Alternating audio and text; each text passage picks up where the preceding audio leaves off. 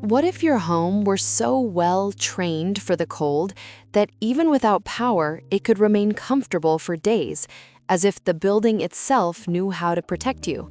This is the House of Fir in Jackson Hole, Wyoming, a place where the landscape is so monumental that any house risks becoming just a detail, or worse, an obstacle in front of the mountains.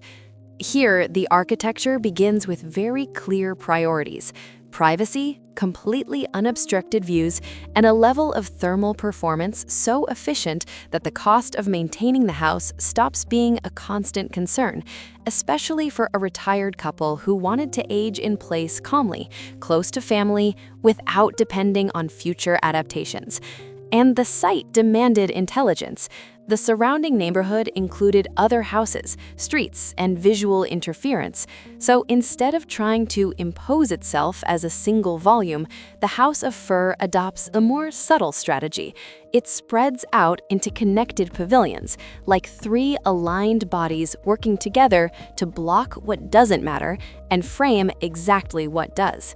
There are three wooden-clad pavilions, Douglas fir and cedar, forming a horizontal, low, calm composition that feels like it belongs to the palette of the place. Earthy tones, low vegetation, the harshness of winter, and the quiet of the open sky. But the most beautiful aspect of this strategy is not the floor plan, it is how it feels in movement. The arrival is already choreographed. The approach guides you to a glazed entry that does not try to impress you with luxury. It does something better. It forces you to look at the right landscape.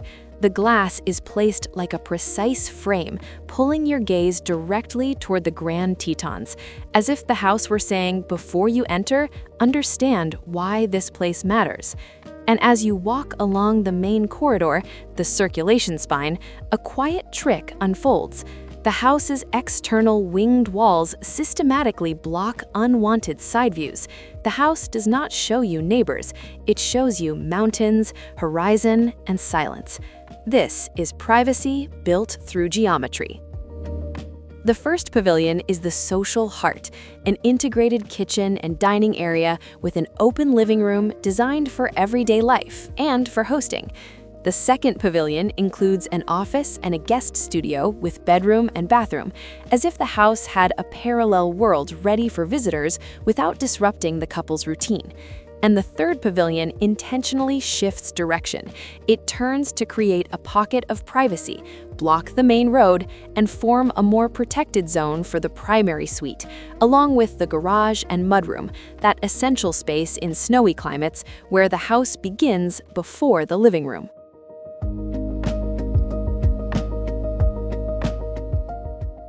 Inside, the feeling continues, a clean, spacious interior with finishes that echo the exterior logic.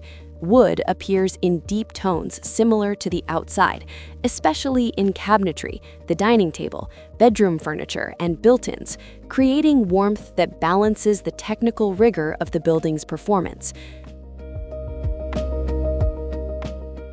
But this house is not only about views, it is about performance.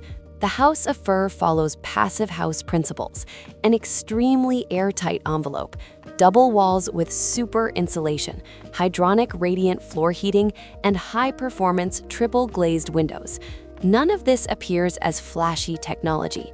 The sensation is simply one thing: constant comfort.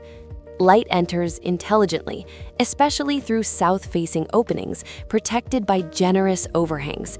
In winter, the sun comes in and warms the space.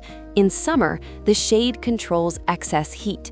The house does not fight the climate, it works with it.